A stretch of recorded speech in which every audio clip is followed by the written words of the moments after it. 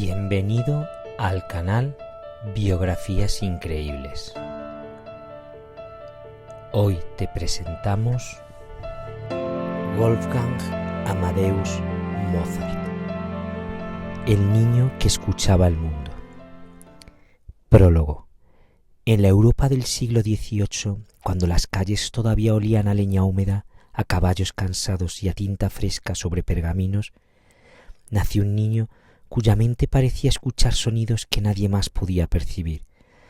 Mientras otros pequeños perseguían pelotas de trapo o aprendían lentamente las primeras letras, aquel niño permanecía inmóvil frente a un teclado, observando las teclas como si detrás de ellas existiera una puerta invisible hacia otro universo. Su nombre era Wolfgang Amadeus Mozart, y aunque todo el mundo lo recuerda como uno de los mayores genios musicales de todos los tiempos, su vida estuvo llena de contradicciones, misterios, excesos, momentos absurdos y episodios poco conocidos que revelan a un ser humano extraordinariamente complejo. Mozart no fue únicamente un compositor prodigioso, fue también un hombre obsesionado con la perfección, amante de las bromas escatológicas, jugador impulsivo, padre preocupado, esposo apasionado, viajero agotado y artista desesperado por conseguir libertad en una época donde los músicos eran tratados como sirvientes elegantes. Su vida, breve y vertiginosa, pareció avanzar con la intensidad de una tormenta eléctrica. Capítulo 1. El nacimiento de un prodigio. Wolfgang Amadeus Mozart nació el 27 de enero de 1756 en Salzburgo, una pequeña ciudad del Sacro Imperio Romano Germánico, hoy Austria. La casa donde vino al mundo era modesta y estrecha, situada en la famosa Greatstraße, una calle llena de comerciantes, campanas de iglesias y vendedores ambulantes. Su padre, Leopold Mozart, era violinista y compositor de la corte arzobispal de Salzburgo, además de autor de un célebre tratado sobre técnica del violín. Más que un simple músico, Leopold era un hombre disciplinado, culto y profundamente ambicioso. Pocos conocen que antes de Wolfgang nacieron otros 6 hermanos, pero casi todos murieron siendo bebés, algo tristemente habitual en aquella época. Solo sobrevivió Marianna Mozart, conocida cariñosamente como Narnell. Ella fue la primera niña prodigio de la familia y poseía un talento excepcional para el clavecín. Muchos historiadores creen que de haber nacido hombre, probablemente habría alcanzado una fama semejante a la de su hermano. Desde muy pequeño, Wolfgang observaba fascinado las lecciones musicales de Narnell. Con apenas 3 años comenzó a reproducir intervalos musicales de oído y a identificar acordes complejos sin ayuda. Leopold comprendió rápidamente que estaba frente a algo fuera de lo común. Existen relatos donde el padre describe cómo el niño lloraba si escuchaba una nota desafinada. A los 5 años ya componía piezas pequeñas. Lo extraordinario no era únicamente que escribiera música, sino la lógica estructural de aquellas composiciones. Parecían creadas por una mente madura, atrapada dentro del cuerpo de un niño. Capítulo 2. Las giras interminables. Leopold decidió mostrar el talento de sus hijos ante las cortes europeas, y así comenzó una serie de viajes agotadores que marcarían profundamente la vida de Mozart. Durante años recorrieron ciudades enteras en carruajes incómodos, atravesando caminos embarrados, soportando tormentas, enfermedades y temperaturas extremas. Muchos imaginan aquellas giras como aventuras glamurosas, pero la realidad fue muy distinta. Dormían en posadas sucias, sufrían infecciones constantes y dependían del humor cambiante de nobles y aristócratas. Mozart pasó gran parte de su infancia dentro de carruajes. En Viena tocó ante la emperatriz María Teresa. En París sorprendió a intelectuales franceses. En Londres conoció a Johann Christian Bach, hijo de Johann Sebastian Bach, quien ejercería una influencia decisiva sobre su estilo musical.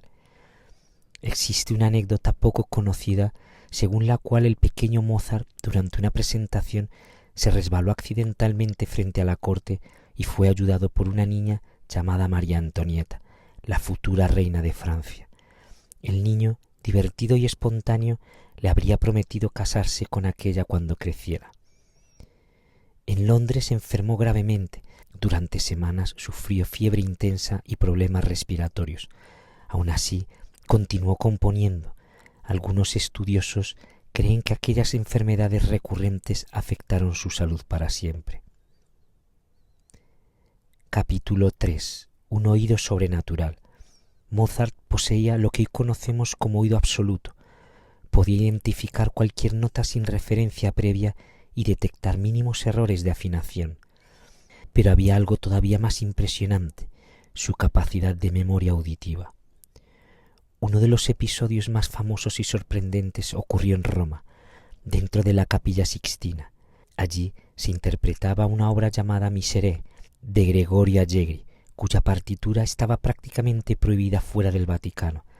Tras escucharla una sola vez, Mozart regresó a su alojamiento y escribió la composición completa de memoria. Cuando volvió a escucharla días después, apenas necesitó corregir algunos detalles. Lejos de castigarlo, el Papa Clemente XIV quedó tan impresionado que lo condecoró. Capítulo 4. La rebeldía de Mozart. Aunque el talento de Mozart fascinaba a las élites, su personalidad resultaba incómoda. Era irreverente, impulsivo y extremadamente sensible. Detestaba sentirse subordinado. Durante años trabajó para el arzobispo de Salzburgo, Hieronymus Colleredo, quien trataba a los músicos como empleados domésticos. Mozart odiaba aquella situación. En una ocasión describió al arzobispo utilizando insultos extraordinariamente agresivos en cartas privadas. Finalmente, después de múltiples tensiones, fue despedido literalmente de una patada, según algunas versiones de la época. Aquella ruptura fue histórica. Mozart decidió convertirse en uno de los primeros compositores independientes de Europa, viviendo de conciertos, encargos y clases particulares. Hoy parece algo normal, pero en el siglo XVIII aquello era casi una locura. Capítulo 5. El hombre detrás del genio. Existe una imagen solemne de Mozart que muchas veces no coincide con la realidad. Sus cartas privadas revelan a un hombre con humor infantil y obsesión por los juegos de palabras escatológicos. Escribía poemas absurdos relacionados con flatulencias y excrementos, especialmente dirigidos a familiares cercanos. Durante siglos, muchos biógrafos intentaron ocultar este aspecto porque no encajaba con la imagen del genio clásico. Sin embargo, esas bromas eran relativamente comunes en ciertos círculos sociales alemanes de la época y muestran un Mozart mucho más humano y espontáneo. También era apasionado jugador de billar. Tenía una mesa en casa y acostumbraba a jugar largas partidas para despejar la mente mientras componía. De hecho, algunas melodías surgían durante aquellas pausas. Capítulo 6. Constanze. Mozart se enamoró de Constanze Weber en Viena. La familia de ella desconfiaba profundamente del compositor porque lo consideraban irresponsable económicamente, y en realidad tenían motivos. Mozart ganaba mucho dinero en algunos periodos, especialmente durante sus años de mayor éxito en Viena, pero gastaba enormes cantidades en ropa elegante, alquileres costosos y actividades sociales. Le gustaba vestir bien porque entendía que la apariencia era esencial para triunfar entre aristócratas. La relación con Constanze fue apasionada y complicada. Tuvieron 6 hijos, pero solo sobrevivieron 2. Las pérdidas infantiles afectaron emocionalmente a Mozart de forma devastadora. Pese a las dificultades económicas, muchas cartas muestran una relación llena de ternura, humor y complicidad. Capítulo 7. Las grandes óperas. Mozart revolucionó la ópera porque entendía profundamente las emociones humanas. Sus personajes no parecían símbolos rígidos, sino personas reales, llenas de contradicciones. Las bodas de Fígaro fue considerada peligrosa por sus críticas sociales. Don Giovanni combinó humor, oscuridad y tragedia de una manera completamente novedosa. La flauta mágica, escrita poco antes de su muerte, mezcló simbolismo masónico, fantasía y filosofía. Pocos saben que Mozart perteneció a la masonería, una sociedad intelectual perseguida y rodeada de misterio. Muchas referencias simbólicas de la flauta mágica provienen de rituales masónicos. Capítulo 8. La pobreza y las deudas. A pesar de su fama, Mozart pasó largos periodos endeudado. Pedía préstamos constantemente a amigos y conocidos. Sin embargo, durante mucho tiempo se exageró la idea de que murió en absoluta miseria. La realidad fue más compleja. Sus ingresos fluctuaban enormemente dependiendo de modas musicales, guerras y cambios políticos. Viena atravesaba tiempos difíciles y los conciertos privados disminuyeron. Además, Mozart trabajaba de forma agotadora. Enseñaba, componía, dirigía conciertos y escribía piezas por encargo. Dormía poco y sufría episodios frecuentes de agotamiento físico. Capítulo 9. El Requiem. La historia del Requiem está rodeada de leyendas. Un hombre vestido de gris apareció encargando una misa funeraria anónima. Mozart, enfermo y agotado, comenzó a obsesionarse con la idea de que estaba escribiendo música para su propia muerte. En realidad, el misterioso mensajero trabajaba para un noble llamado Franz de Walsegg, quien tenía la costumbre de encargar obras y presentarlas como propias. Mozart no logró terminar el Requiem. Sus últimos días estuvieron marcados por fiebre, inflamación y un deterioro físico acelerado. Hasta hoy siguen existiendo debates sobre la causa exacta de su muerte. Se ha hablado de fiebre reumática, insuficiencia renal, infecciones e incluso teorías conspirativas sobre envenenamiento. La famosa idea de que Antonio Salieri lo asesinó carece de pruebas históricas sólidas, aunque el mito se volvió inmensamente popular gracias al teatro y al cine. Capítulo 10. La muerte de Mozart. Mozart murió el 5 de diciembre de 1791 con apenas 35 años. Su entierro fue sencillo, como correspondía a las normas funerarias vienesas de la época. No fue arrojado a una fosa común miserable, como muchas veces se afirma, aunque sí fue enterrado en una tumba compartida habitual para ciudadanos de clase media. Con el paso de los años, el lugar exacto de sus restos se perdió. Aquello resulta profundamente simbólico. El hombre cuya música conquistó el planeta desapareció físicamente dentro de la tierra anónima de Viena. Epílogo. 2 siglos después, Mozart sigue vivo de una forma extraña y poderosa.